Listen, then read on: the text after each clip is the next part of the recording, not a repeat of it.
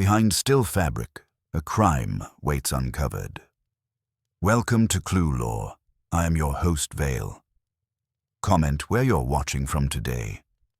I value every one of you, beginning now.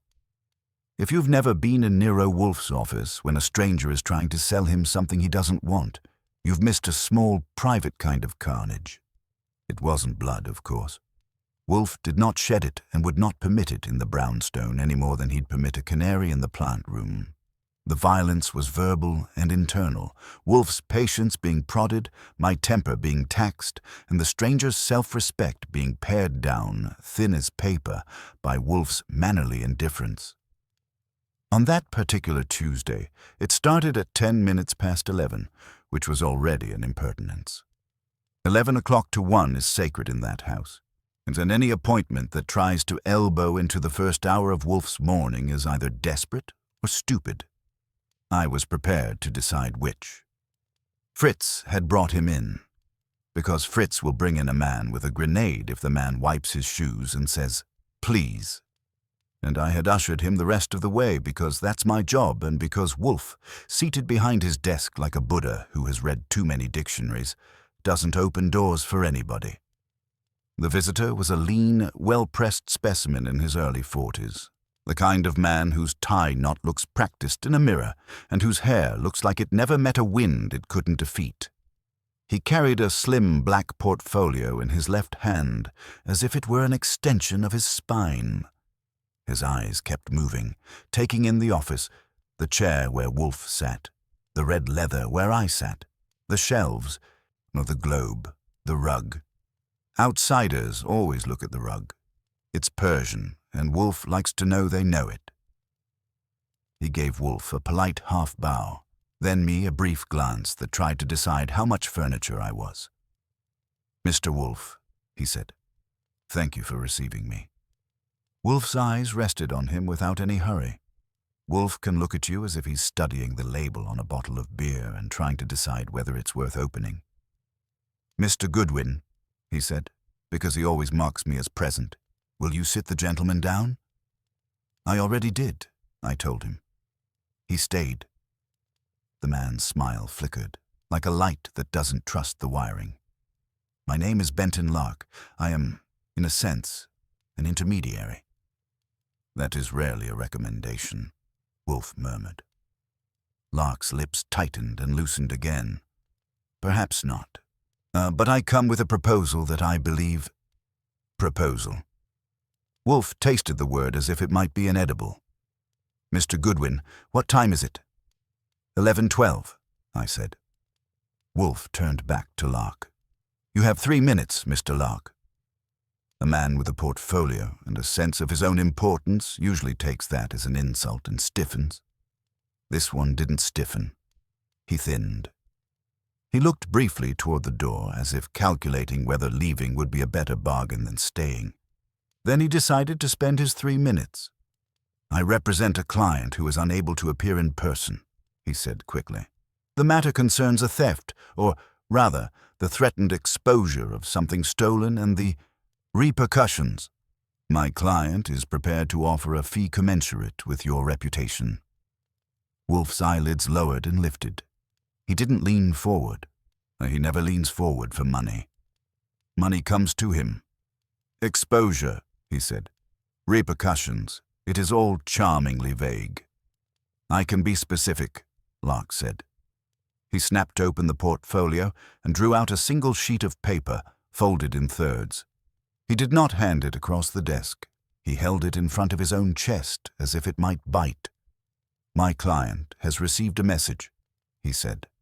"A message that indicates the sender possesses an item of significance. The sender proposes a public demonstration unless certain conditions are met." "Blackmail," I said. "You can say it. The word won't stain your tie." Lark's eyes cut to me, then back to Wolfe. "Yes, blackmail, but not for money." Wolfe's interest, if it moved at all, moved in a way only a man who has studied orchids can detect. An almost invisible adjustment, a microscopic turn of attention. "Not money," he repeated. "Then what?" "A promise," Lark said. "A promise from my client, withdrawal, a resignation." I watched him. People always want to make their trouble sound noble. It's a human reflex, like a dog trying to hide a chewed slipper by nudging it under a chair. I decided Benton Lark was not noble, but he might be scared enough to use noble words if they served. Wolfe lifted a hand, palm out, and Lark stopped, as if the hand had made a sound. Wolfe has a way of controlling a room without raising his voice, like gravity. "You will not," Wolfe said. "Continue in abstractions. Who is your client?" Lark swallowed. "I am not at liberty." "Then you are at liberty to depart." Wolfe's tone was mild. It always is. Mildness, from Wolfe, is not kindness. It is a sign he has already decided. Lark's fingers tightened on the paper, so he took a breath that made his chest rise too far, a man forcing courage. "If I give you my client's name," he said, "you will." "I will do nothing," Wolfe said. "I do not bargain with ignorance." Lark's jaw clenched. He looked again at the door, then back at Wolfe and said it in a rush. "Mrs. Corinne Vale." That got a reaction, not from Wolfe, but from me. I raised my eyebrows before I could stop them. Corinne Vale was not a name you said casually in Manhattan unless you wanted people to notice. Widow of a financier who had died handsomely and left money in buckets, philanthropic when it suited her, ruthless when it didn't. She chaired boards, funded galleries, and could freeze a room by walking into it. Wolfe's face stayed the same, which meant he had registered the name and filed it in that internal cabinet of his without letting the drawer creak. "Continue," he said. Lark unfolded the paper and finally held it out. "I took it because Wolfe doesn't touch things other people have touched unless he has to." I scanned it. The message was typed, no letterhead, no signature. Short and confident, the kind of confidence that makes you want to punch it. "Mrs. Vale, I possess what you misplaced. On Friday evening at 8, I will display it in a manner you will find instructive, unless you choose to remove yourself from the Vale Foundation Board before then. A friend of truth." I looked up. "That's cute," I said. "A friend of truth. Sounds like somebody who drinks herbal tea and enjoys ruining other people's weekends." "It was delivered to her home," Lark said. "There's no envelope. Left with her doorman." "And this, what you misplaced, is what?" I asked. Lark hesitated, and Wolfe's eyes narrowed a fraction, like a camera focusing. Lark said, "A curtain." I stared at him. "A what?" "A curtain," Lark repeated, as if he were saying diamond necklace and I was slow on the uptake. "A stage curtain, a particular curtain, one with historical and artistic value." I turned to Wolfe. "This is new," I said. "Blackmail with upholstery." Wolfe ignored me. "Mr. Lark," he said, "if you are attempting to interest me in a dispute over window dressing, you will fail." Lark's shoulders pulled back. He had reached the point where fear decided to put on a stern face.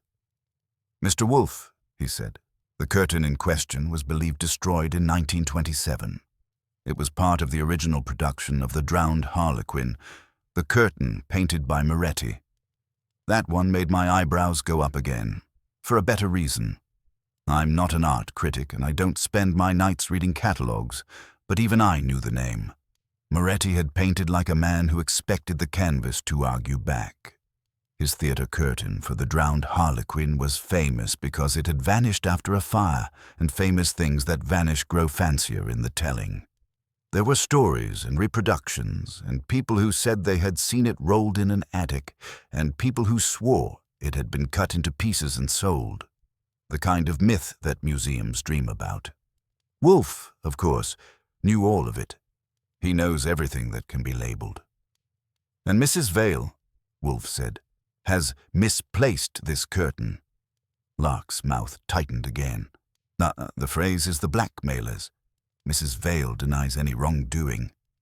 "Of course." Wolfe's voice was dry as old paper. How did she misplace an object that has been missing for nearly a century? Lark's eyes flickered. Mr. Wolfe, you have used up your 3 minutes, Wolfe said. I can pay, Lark blurted, as if money were a magic word. Mrs. Vale can pay. Your fee. Money, Wolfe said, is not a solvent. It does not dissolve incoherence. He turned his head slightly toward me. Archie. That meant, remove him. I stood. Mr. Lark, I said, with my best pleasant damning tone. Mr. Wolfe appreciates your visit and hopes the curtain hangs nicely wherever it is. Fritz will show you out. Lark did not stand. He looked at Wolfe with a sudden urgency that had lost polish. Mr. Wolfe, he said, this is not simply a matter of embarrassment. No, there are consequences. There are people who will be ruined. Mrs. Vale will be forced to resign, yes, but the foundation... Wolfe's eyes held him. The foundation, Wolfe said softly, is not an organism. It cannot be injured. Only people can be injured. Tell your client to consult an attorney. Lark's hands clenched. She did. They advised discretion. She does not wish the police involved. Then she does not wish me involved, Wolfe said. I do not function in secrecy to protect reputations. I function in truth to protect my dignity. That would have been the end of it if Benton Lark had been a normal man with normal pride. But he wasn't normal, and he was there for a reason, and the reason had him pinned to the chair. He drew a breath. There is another factor, he said. Wolfe said nothing. Silence is Wolfe's way of letting people hang themselves with their own urgency. Lark's eyes went to me, just a glance, and back to Wolfe. The message, he said, was not the only thing delivered. I waited. Wolfe waited. The air in the office thickened, not with drama, but with the simple fact that something had changed from ridiculous to inconvenient. Lark reached into the portfolio again and pulled out a small object wrapped in tissue paper. He held it as if it were delicate. He unwrapped it and placed it on Wolfe's desk carefully, without sliding it. It was a button, not a shirt button, not plastic.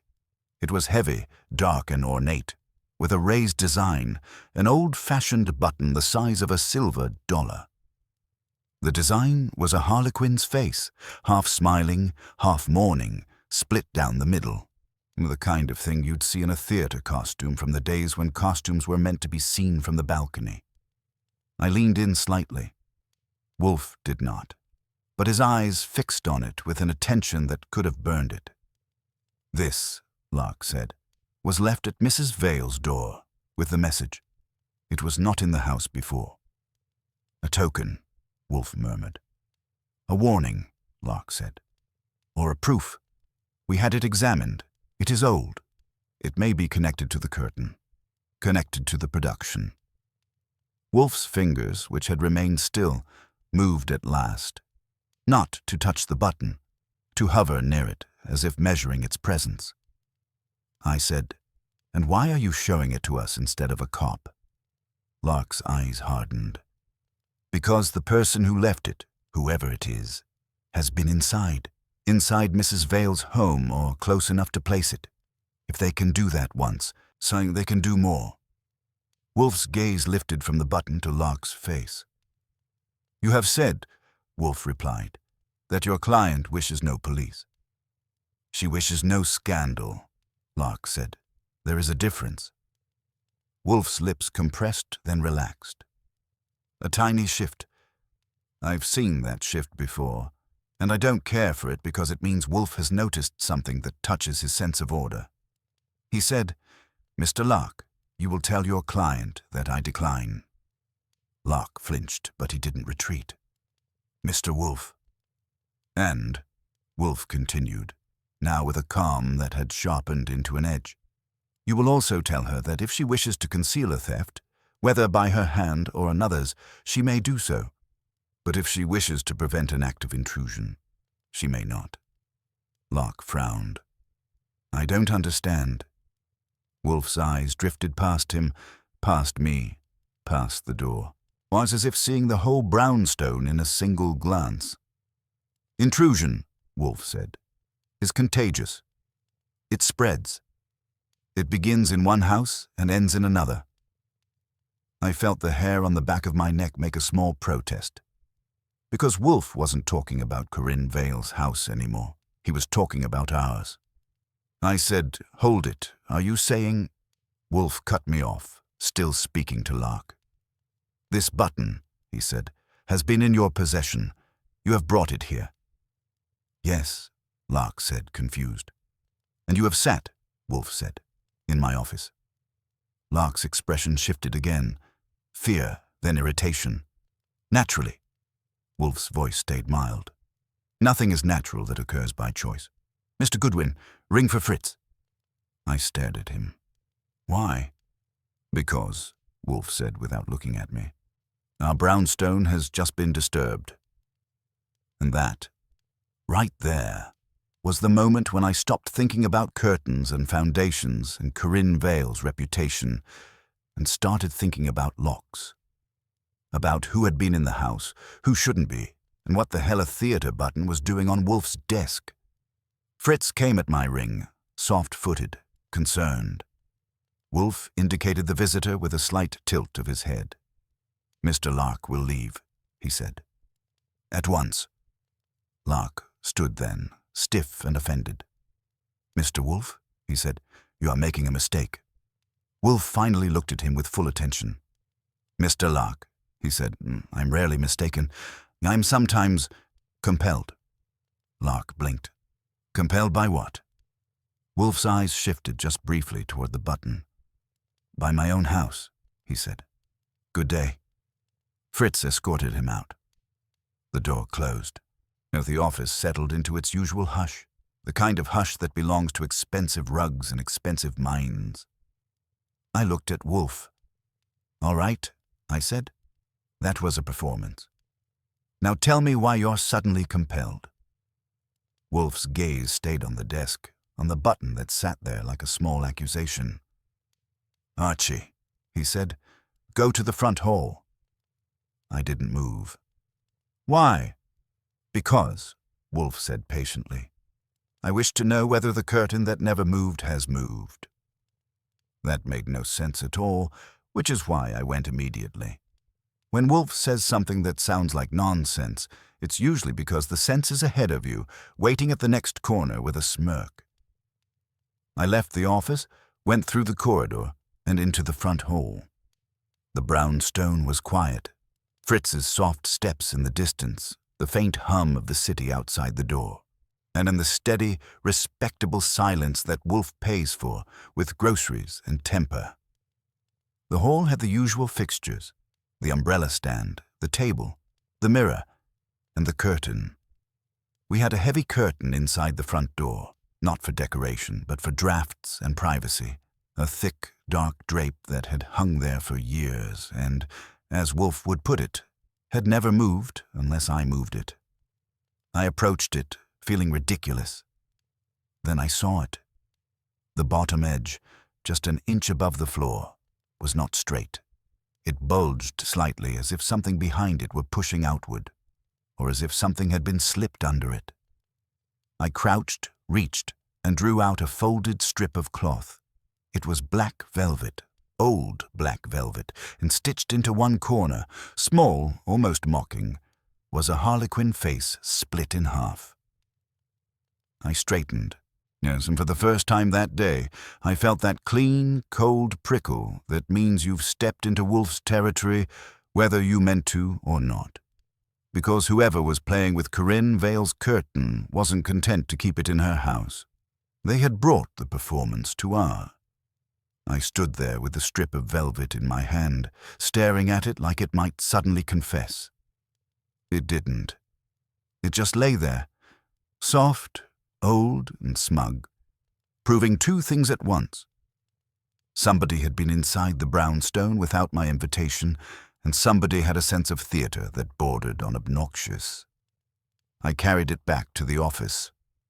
Wolfe was exactly where I'd left him, seated, immobile, looking at the button on his desk as if it were an insect he was deciding whether to classify or crush. He didn't look up when I entered. He didn't have to. "Well," I said, not holding up the velvet. "Either we've developed a taste for antique drapery, or your instinct just earned its keep." Wolfe inhaled, exhaled, and closed his eyes briefly. "Not in relief. Wolfe doesn't do relief, but in confirmation." "Place it on the desk," he said, not touching the button. I laid the velvet strip parallel to the desk edge, careful not to overlap the button. Side by side they made a matched set, harlequin face and harlequin cloth, like punctuation marks in a sentence written by a lunatic with money. "Someone's been in the house," I said, "recently, and they didn't come for the silver." "No," Wolfe agreed. "They came for notice." I frowned. "You think this was deliberate? A calling card?" "More than that." Wolfe opened his eyes and fixed them on the velvet. "It is an assertion." "Of what?" "Control." I leaned back in my chair. "All right, let's review before my blood pressure does something athletic. We get a blackmail note involving a supposedly destroyed theatrical curtain, along with a button that looks like it fell off the world's fanciest clown. The intermediary brings the button here, and while he's sitting in your chair, or near it anyway, someone sneaks into the front hall and tucks a souvenir behind our curtain. That about the size of it?" "Succinctly vulgar, but accurate," Wolfe said. "Then let me ask the obvious question," I said. "How did they get in?" Wolfe's gaze drifted toward the door, then beyond it, toward the rest of the house. "That," he said, "is why I'm compelled." I stood. "I'll start with the locks." "You will start," Wolfe corrected, "besides with Fritz." Fritz arrived at my call, concern written neatly into the lines of his face. He took in the desk, the button, the velvet, and his brows drew together. "This house," he said quietly, "has rules." "Yes," Wolfe said, "and someone has tested them." Fritz nodded once, the way a man does when something personal has been insulted. "I will check the doors," he said. "And the area near the front," Wolfe added. "Discreetly." Fritz went. I looked back at Wolfe. "You think Lark's our man?" "No," Wolfe said flatly.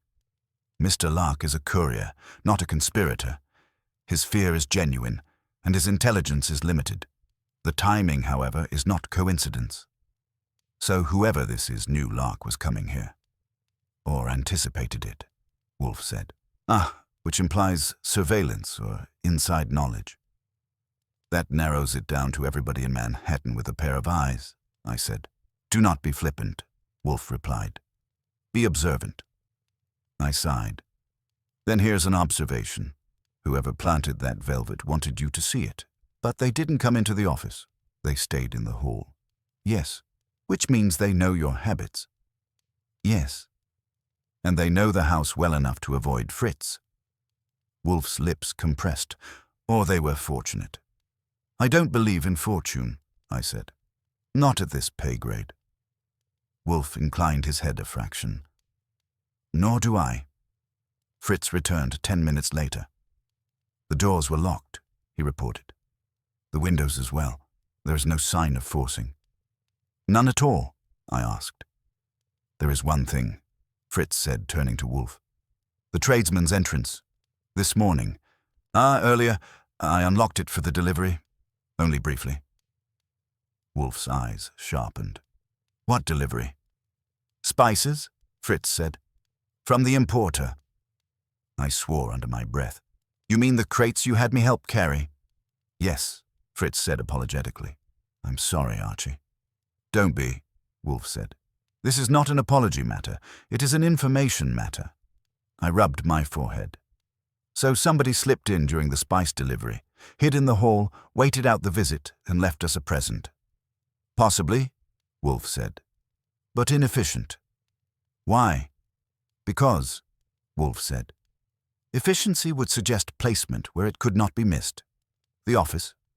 My desk." I glanced at the velvet and the button. unless they wanted us to find it ourselves. Precisely, Wolfe said. Discovery has more impact than delivery. I frowned. You're saying this was staged for effect? Yes. And for you. Wolfe said nothing, which was as close as he comes to agreement. All right, I said. Then what's the message? Wolfe leaned back slightly, steepling his fingers. That I am involved, whether I wish to be or not. I felt a grin try to form and stopped it. Congratulations. You've been invited to the show. Indeed, Wolfe said, and the curtain has risen. I nodded toward the velvet. Funny thing about that curtain, the blackmailer claims it never moved, but somebody's got pieces of it. Button, cloth, tokens. Which suggests, Wolfe said, that the claim is false. Or carefully worded, I said. Maybe the curtain never moved because it was taken apart. Wolfe's eyes gleamed. An excellent hypothesis. So, I went on, we've got an art world ghost story. So a blackmail threat aimed at a rich widow and a mystery guest with access to your spice rack. Where do you want me? Wolfe considered. You will begin with Mrs. Vale. Directly. No, Wolfe said. You will observe. You will listen. You will determine who stands closest to her and who stands to gain from her fall. I stood, already reaching for my coat. Anyone specific? Yes, Wolfe said. Those who believe truth is a performance. I paused. That's poetic. It's also vague. Wolfe met my eyes. The theater, he said, is full of such people. I nodded slowly. All right, I'll start with the foundation crowd. Curators, patrons, trustees. Anyone who thinks a resignation is worth blackmail. And Archie, Wolfe added. Yes? Do not mention this house. Don't worry, I said.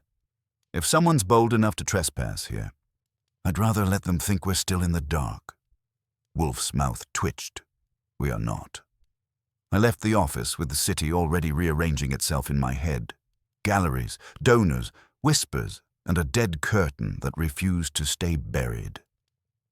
Behind me, in the quiet of the brownstone, Wolfe sat with the button and the velvet, contemplating a performance that had crossed the one line no one should cross. The sanctity of his house. And once that line is crossed, somebody always forgets which side they're standing on. I started with the foundation because Wolfe had named it without naming it, and because money plus culture is always where people hide their sharpest knives. The Corinne Vale Foundation occupied 3 floors of a limestone building just east of 5th, the kind of place where the lobby smells faintly of polish and restrained ambition. Now, the receptionist looked at me the way people do when they can't tell if you're a donor or a problem. I gave her my pleasant, meaningless smile.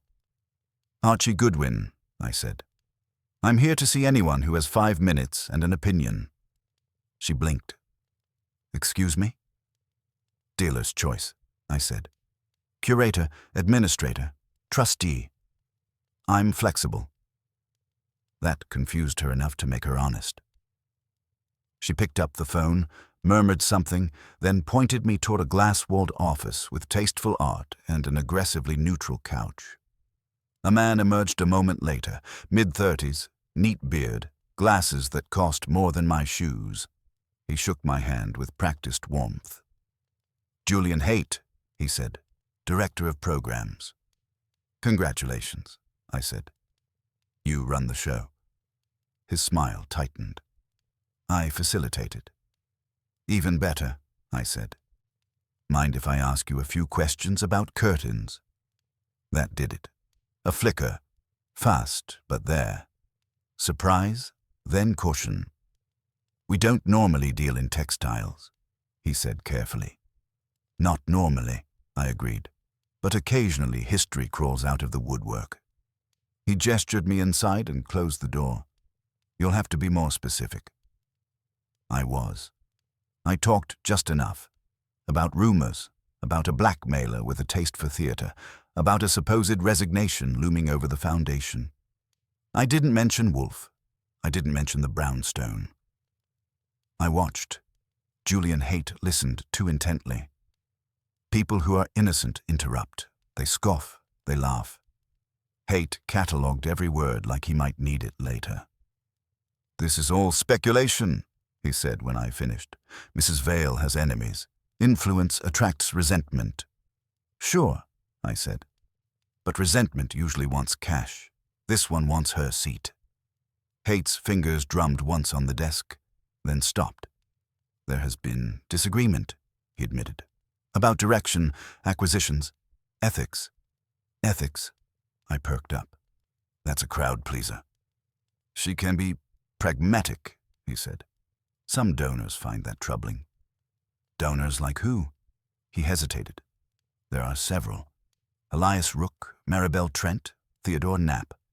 I filed the names away. "Any of them theatrical?" Haight frowned. "In what sense?" "Any background in performance, stagecraft, design?" He shook his head. "No, but one of our consultants does. Dr. Lena Weiss." "Ah," I said. "And what does Dr. Weiss consult on?" "Provenance," he replied. "Authentication, historical research." "Bingo. Including lost works?" "Yes. And curtains." He stiffened. "Occasionally." I smiled.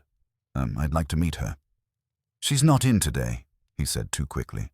"She's off-site." "Convenient," I said. "Where?" "A private collection in Brooklyn." "Of course," I said. "Because if you're going to hide, you may as well cross a bridge." He bristled. "This conversation is inappropriate."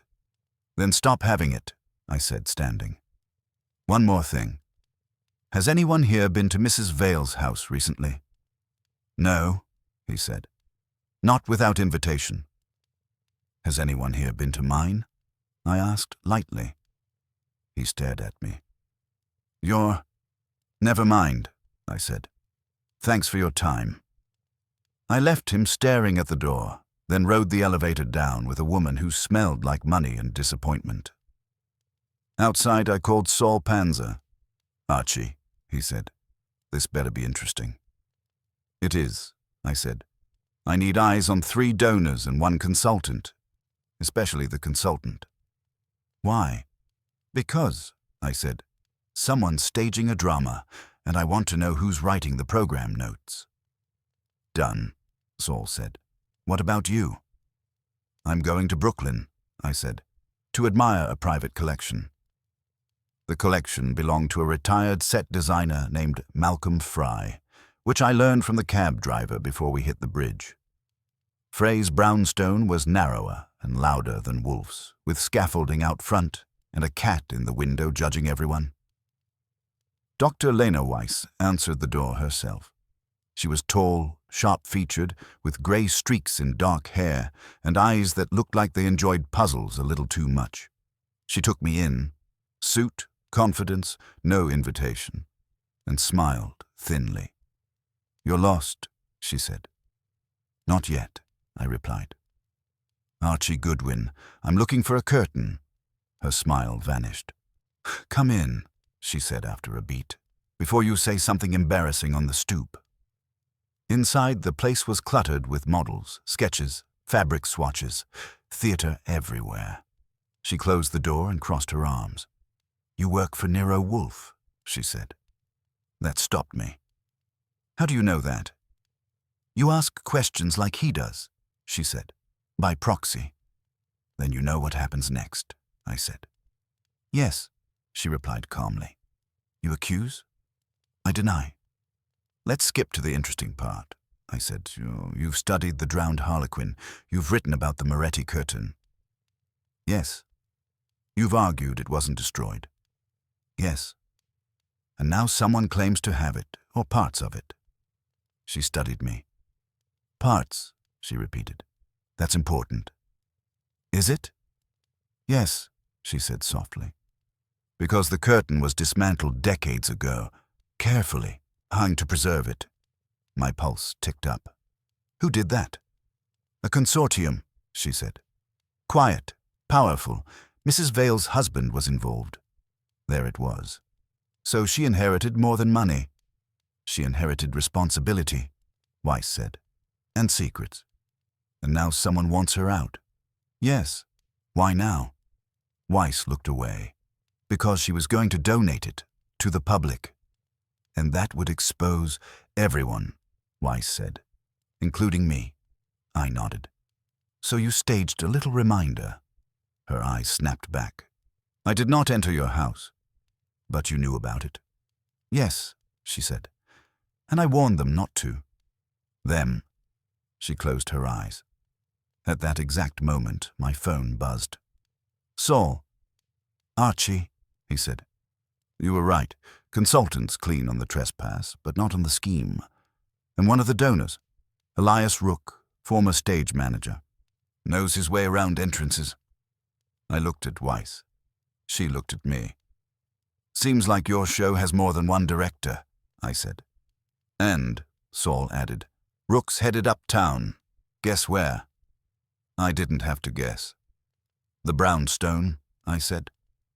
I was already moving because once the stage lights swing toward Wolfe's house, the performance is about to end.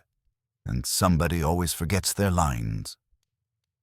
I made it back to the brownstone 5 minutes behind my pulse, which was doing a fine impression of a man late for his own execution. The cab skidded to a stop. I paid too much and took the steps 2 at a time. The front door was closed. That was good. It was also meaningless. Closed doors in that house only mean something if they're supposed to be closed. Inside, the air felt wrong. Not loud wrong or broken wrong, just subtly off, or like a chord played a half-step flat. Fritz, I called. In the kitchen, he answered at once, which meant he was alert. I went straight to the office. Wolfe was there, immovable as ever, seated behind his desk. The button and the velvet were no longer side by side. The velvet had been folded carefully and placed to one side. The button sat alone in the center of the blotter, as if promoted. He looked up when I entered. You are late, he said mildly. Someone beat me, I said. Elias Rook. Yes, Wolfe replied. He arrived 6 minutes ago. That put a chill on me that had nothing to do with the February air. And he's in the front room, Wolfe said. Standing, he declined to sit. Did he touch anything? No, Wolfe said. He is excessively careful. Good, I muttered, as that narrows it back down to guilty. I went to the front room. Elias Rook was a tall man with a stage manager's posture. Straight-backed, economical, the kind of man who knows where the light is even when it's off.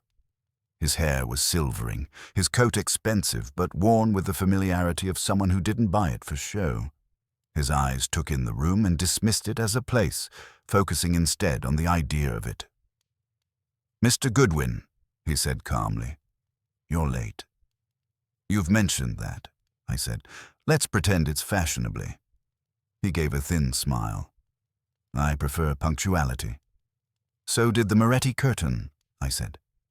Stayed right where it was supposed to for decades. His smile vanished.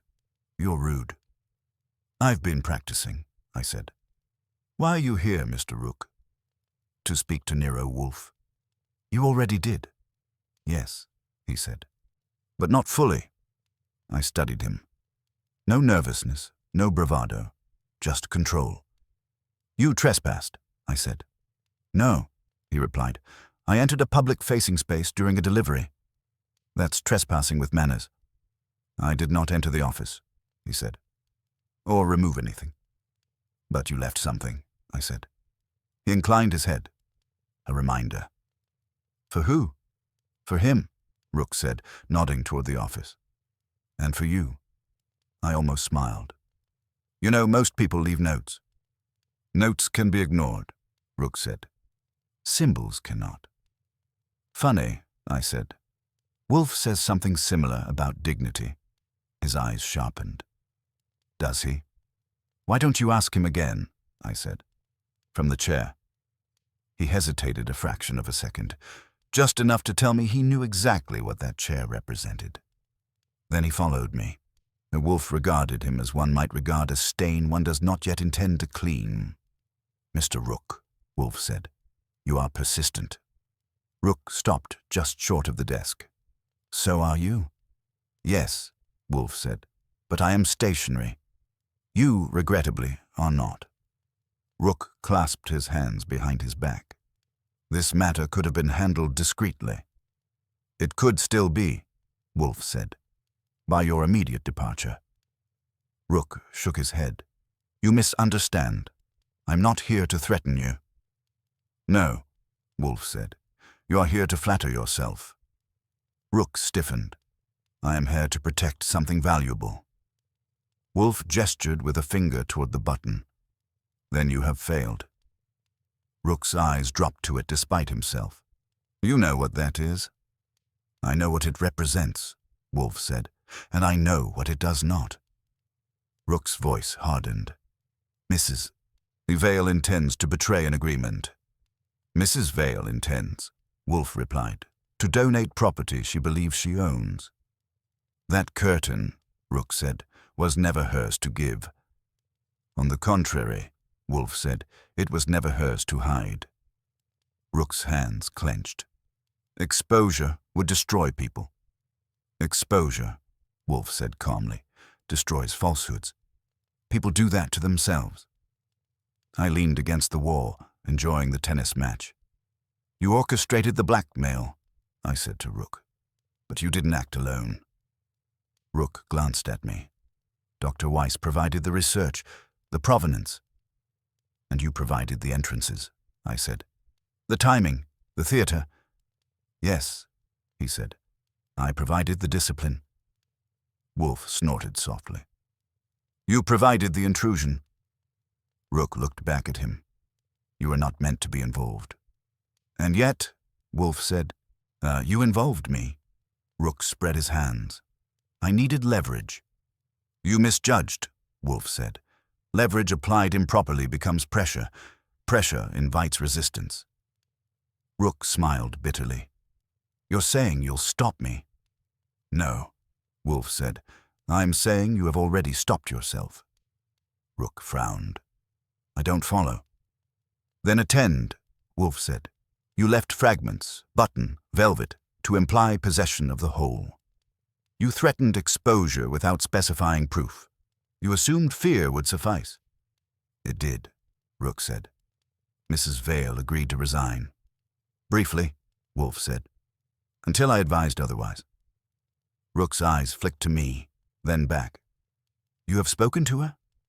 "I have not," Wolfe said, "but she will speak to me." "When?" "Tonight," Wolfe said. "At 8. Rook went very still. "That's when—" "Yes," Wolfe said. "And your performance was scheduled." Rook swallowed. "You can't possibly—" "I can," Wolfe said.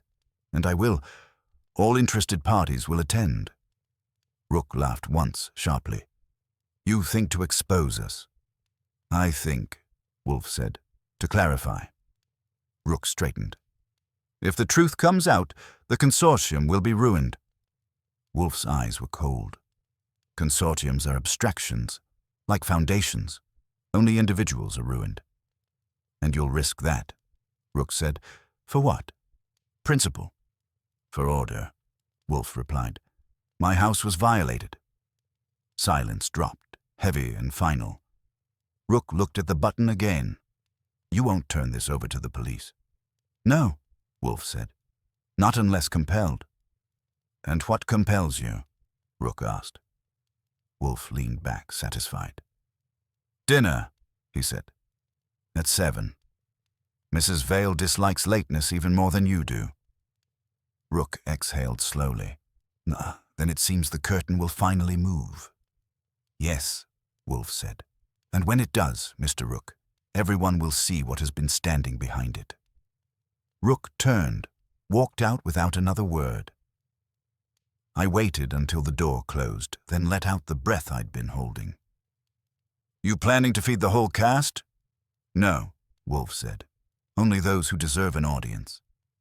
I glanced at the button, sitting there like a small, smug grin. "You realize they'll try something." "Of course," Wolfe said. "They are desperate." "And we're ready." Wolfe looked at me, eyes steady, mind already 10 moves ahead. "Archie," he said, "we are not ready." That made my stomach drop. "We are," Wolfe continued. "Inevitable." And when Wolfe uses that word, the play is already over. The actors just haven't realized they're saying their last lines. At the hour before 7 always feels longer in Wolfe's house when something is pending. Time doesn't pass. It waits, standing in corners, watching you check your watch and pretend you're not counting. I used it to prowl. Not visibly. Wolfe doesn't approve of prowling as a lifestyle, but methodically. I checked the front hall again, the tradesman's entrance, the stairs, the back corridor. Fritz had already done a thorough sweep, which meant I was really checking myself. When a house that runs on ritual gets disrupted, you start doubting even the things that have never failed you. Everything was in order, which didn't make me feel better. Wolfe remained in his office, as anchored as a boulder with a view. The button stayed on the blotter.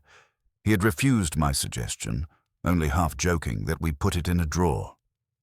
"No," he'd said. "It has earned visibility." At 6:45, the doorbell rang. I was in the hall before the sound finished vibrating. Through the glass, I saw the outline of a woman who had never waited outside a door longer than necessary. Corinne Vale entered the brownstone the way some people enter a boardroom, expecting compliance. She was dressed simply but expensively. Dark coat, gloved hands, posture impeccable.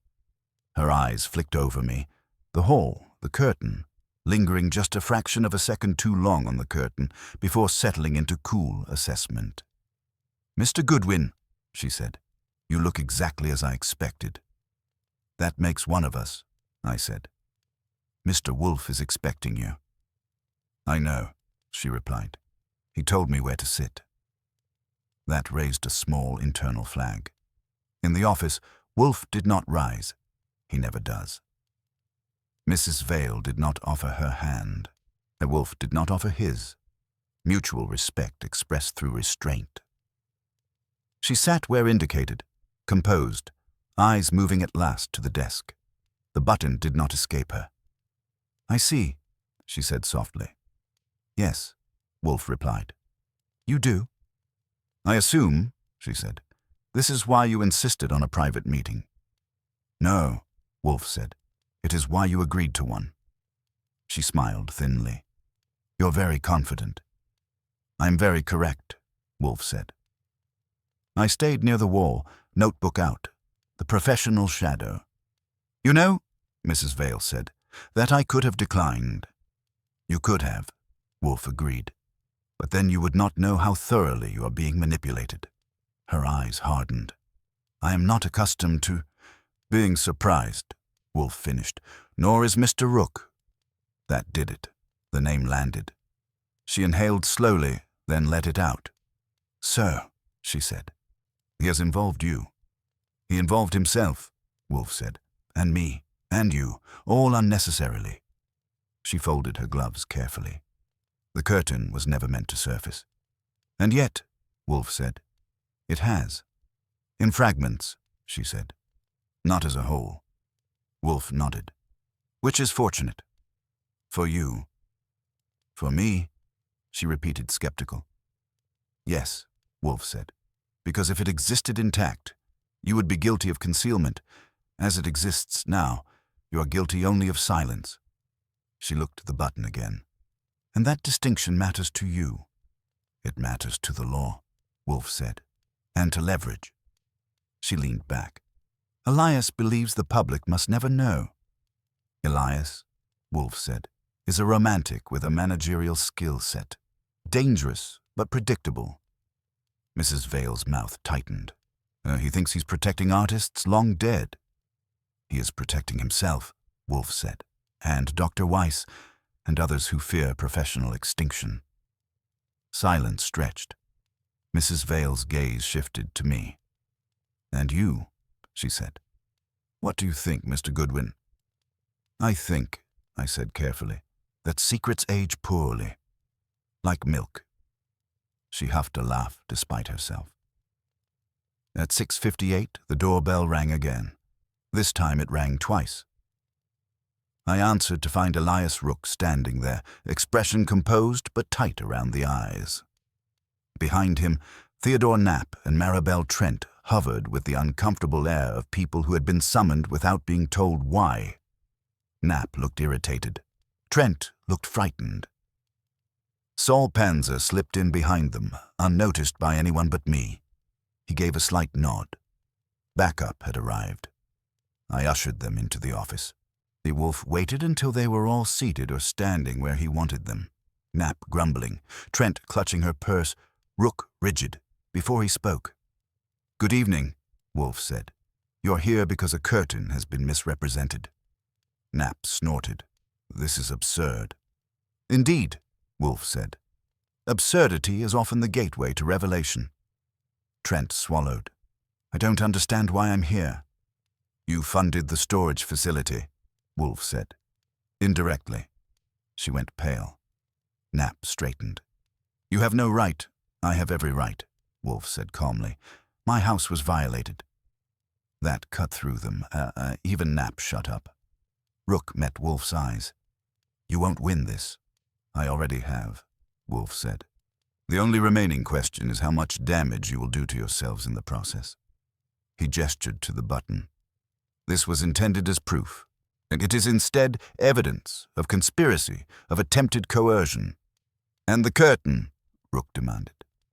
Wolfe smiled faintly. "The curtain," he said, "never moved." Knapp scoffed. "That's a lie." "No," Wolfe said. "It was dismantled, with intent to deceive history. Each of you holds a piece, literal or figurative. Storage, silence, scholarship, control." Mrs. Vale stood. "I was complicit," she said quietly, "but I will not be blackmailed." Rook turned to her. "You can't." "I can," she said, "and I will." Wolfe nodded. "The Foundation will announce the discovery, the fragments, the truth. You will cooperate or face exposure far less curated." Trent began to cry. Knapp cursed. Rook stood very still. "You planned theater," Wolfe said to him. "You forgot the audience." Rook's shoulders sagged a fraction. You used your house as bait." "No," Wolfe said. "You did. I merely closed the doors." At that moment, everything aligned. The motives, the methods, the misplaced confidence. The curtain finally moved, not physically, but intellectually. Wolfe leaned back. "Mr. Goodwin," he said, "escort our guests out." As they filed past me, defeated, exposed, diminished, I felt that familiar click inside my head. The sound of a puzzle locking into place. When the house was quiet again, Fritz appeared with dinner. Wolfe looked at the empty doorway and said, almost to himself, "Ethics, like art, suffer when curated by cowards."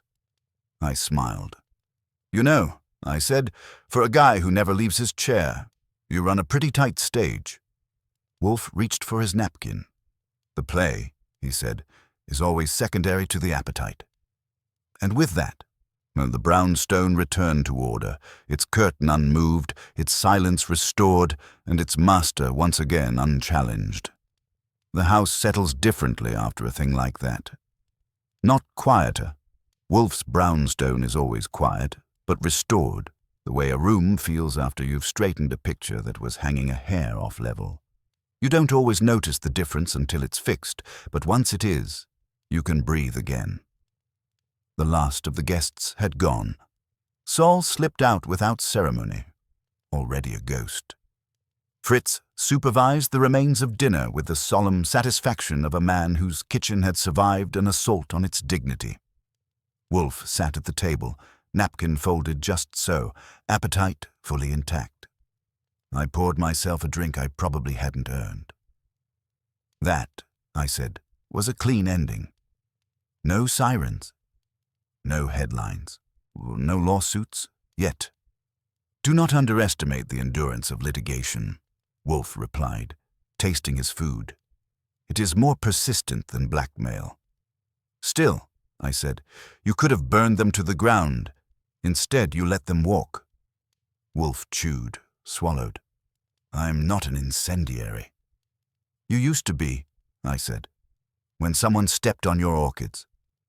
"That," Wolfe said, "was horticulture." I grinned and leaned back. "You let Vale keep her dignity. You let the Foundation control the narrative, and you didn't turn Rook over to the police." "No," Wolfe said. "I turned him over to himself." "That's colder." "Yes." I thought about Elias Rook's face when he finally understood that the performance he designed had been re-scripted without his consent. About Lena Weiss's silence when the truth surfaced without her footnotes. And about donors who suddenly realized that discretion cuts both ways. "And the curtain?" I asked. "What happens to it?" Wolfe dabbed his mouth. "It will be catalogued, conserved, displayed in fragments, honestly described." "People hate fragments," I said. "People," Wolfe replied, "hate honesty when it diminishes them." I got up and wandered into the office. The button was gone. The velvet too. The desk was clear, orderly, as if nothing theatrical had ever dared sit on it. "You put them away," I said. "Of course," Wolfe replied from the dining room. "Symbols expire when their purpose is fulfilled." I came back, stood in the doorway. "Funny thing," I said. "Rook thought he understood staging, entrances, exits, timing. He just forgot one thing." "Which is?" Wolfe asked. "You," I said. Wolfe permitted himself a small private smile. He mistook activity for control. "And you don't move at all," I said, "which drives them crazy." "Yes," Wolfe agreed. "It saves energy." We finished dinner. Fritz cleared. The evening wound down the way it always does. Slow, deliberate, unassailable. Later, as I stood in the front hall, I paused by the curtain. I lifted the edge just enough to check behind it. Nothing. No velvet, no message, no reminder. It hung straight and heavy, doing exactly what it had done for years, blocking drafts and minds alike. Wolfe's voice came from behind me. "Satisfied, Archie?" "Almost," I said. "One thing still bugs me." "Only one?" Wolfe said. "Why involve yourself at all?" I asked. "You could have turned Lark away and let the art world eat itself. You've done it before." "Yes," Wolfe said. "And it bored me." I turned. "That's it?" "No," Wolfe said.